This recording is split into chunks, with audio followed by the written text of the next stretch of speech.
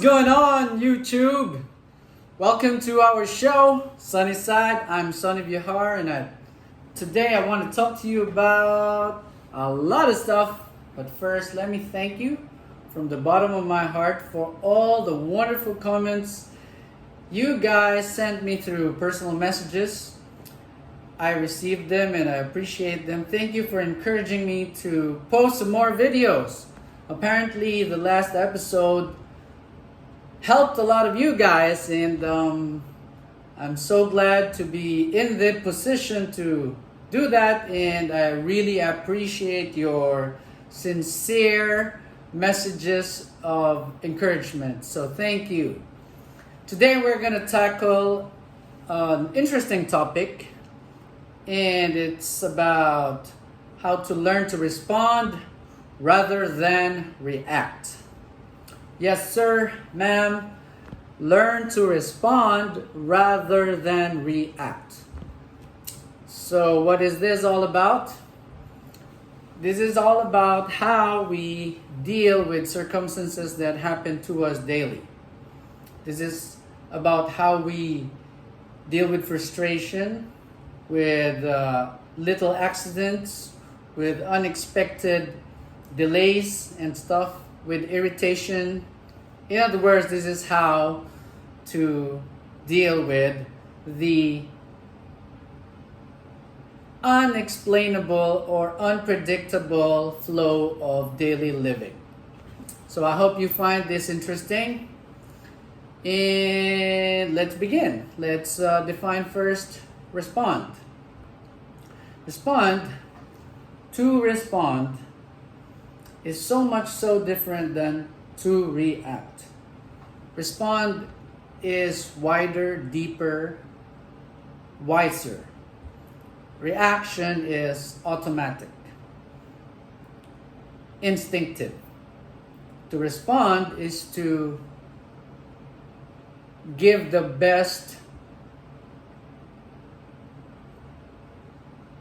response to the need of the situation.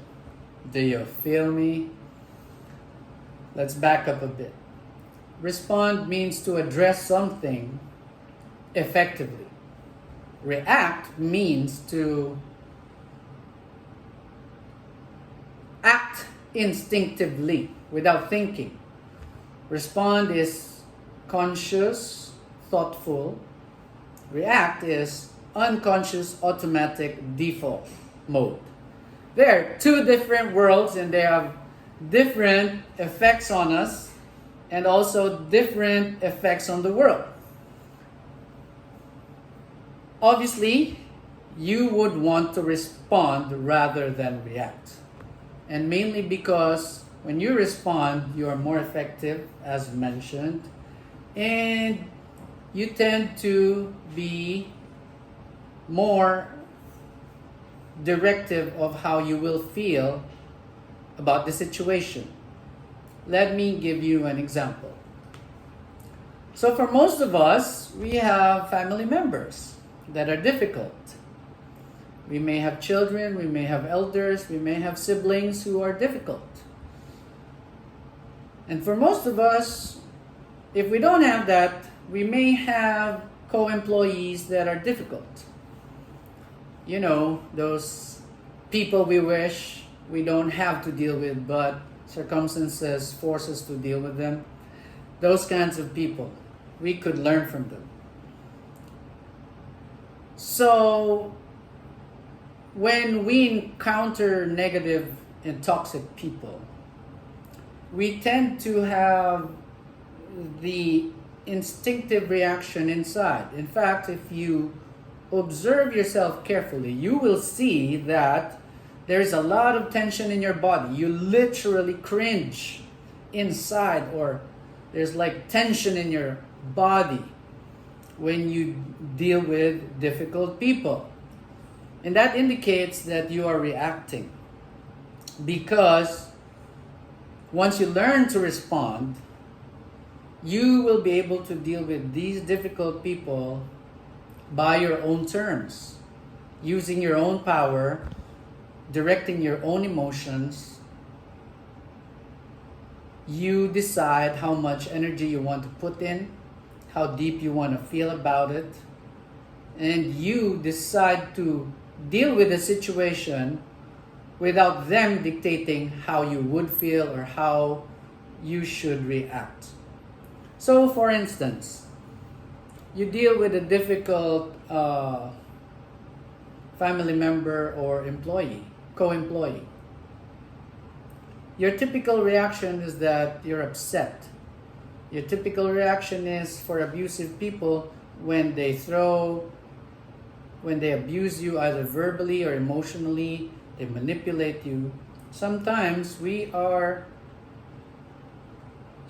get riled up and we have the automatic response to either fight them with anger, scream at them, or we submit to them reluctantly, or that we are forced to leave.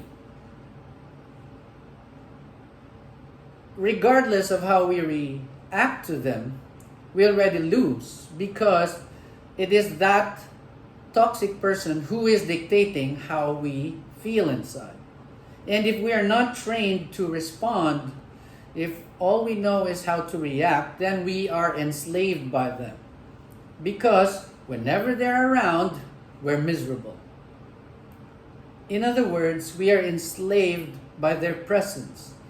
Their words, their presence, their action, their face, they automatically cause us to be upset, to be stressed out, to be tense inside, and to lose the joy of our day.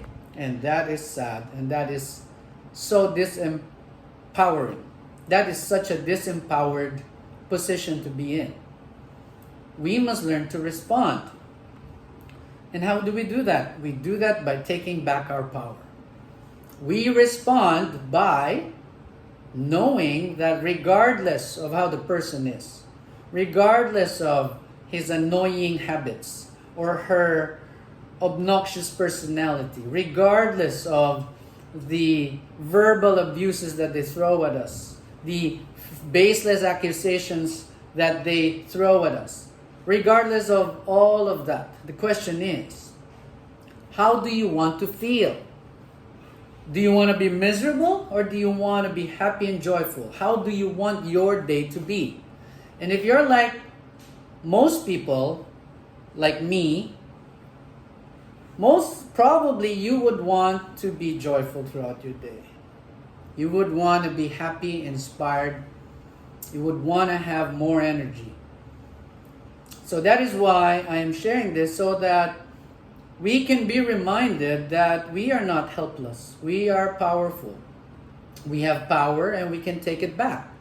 Do not give that person, that annoying person, that toxic person, the power over how you feel.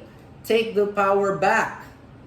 Take hold of it and decide for yourself. And the key is to let the person be. Now that's not easy. How can I let them be when they throw verbal abuses against me? I can't take that sitting down, you might say. Well, what I'm saying is you can deal with the verbal abuse, but at the same time, you deal with your internal emotions.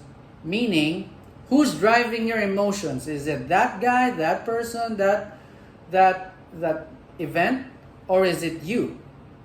So while he's being obnoxious and you have every right not to be abused, if he's physically abusing you, keep distance, ask help, go to the police, file a case. There's a lot of things you can do. Verbally abusive people, tell them you're not going to take any of it, and you can file a complaint, this and that. But the point is, while you're doing all these things, how are you feeling? Are you empowered or disempowered? And that is where the difference between responding and reacting lies. Because when you react, you've lost. You've lost to the person. He, she, that thing determined how you will feel throughout the day. And you don't want that because you weren't built that way by the Almighty. The Almighty gave us the sole responsibility to determine how we would feel about today.